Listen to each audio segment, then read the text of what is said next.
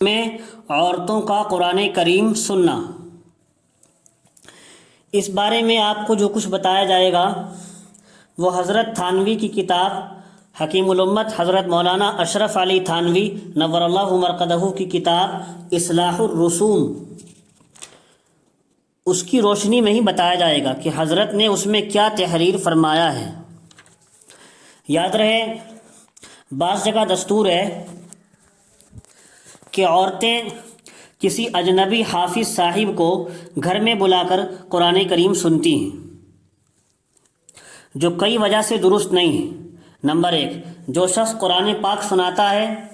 وہ حتی الامکان جہاں تک ہو سکے آواز کو بنا کر اور لہجے کو دلکش کر کے پڑھتا ہے۔ مردوں کا ایسا نغمہ عورتوں کے کان میں پڑنا بلا شک یہ فتنہ اور فساد کا مہم ہوتا ہے، اور حدیث شریف میں اس کی واضح دلیل موجود ہے۔ دوسری خرابی اس میں یہ ہے، عورتوں کے مزاج میں چونکہ بے احتیاطی ہوتی ہے، اس لیے سلام پھیر کر زور زور باتیں شروع کر دیتی ہیں، اور امام صاحب بھی سنتے رہتے ہیں، حالانکہ بلا ضرورت عورتوں کا اپنی آواز کو کسی اجنبی مرد کے کان میں ڈالنا شرعاً ناجائز ہے۔ نمبر 3، تیسری خرابی اس میں یہ ہے، مجمع میں اکثر عورتیں اس مرد کے اعتبار سے نامحرم ہوتی ہیں جو حافظ صاحب مرد سنانے آئے ہیں، ان کے اعتبار سے تو عورتیں نامحرم ہیں، کوئی بھی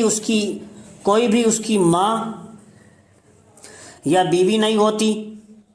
ظاہر ہے ایک اجنبی مرد کا اتنی نامحرم عورتوں کے ساتھ کسی جگہ پر جمع ہونا یا جمع کرنا شرعی حکم کے خلاف ہے۔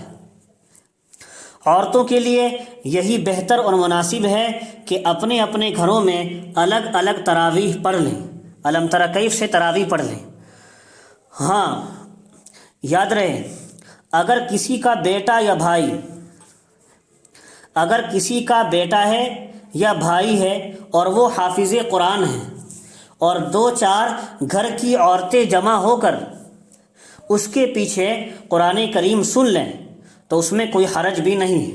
بشرطے کہ وہ حافظ صاحب فرض نماز جماعت سے مسجد میں پڑھیں، فرض نماز تو جماعت سے مسجد میں پڑھائیں، اور پھر آ کر تراویح میں قرآن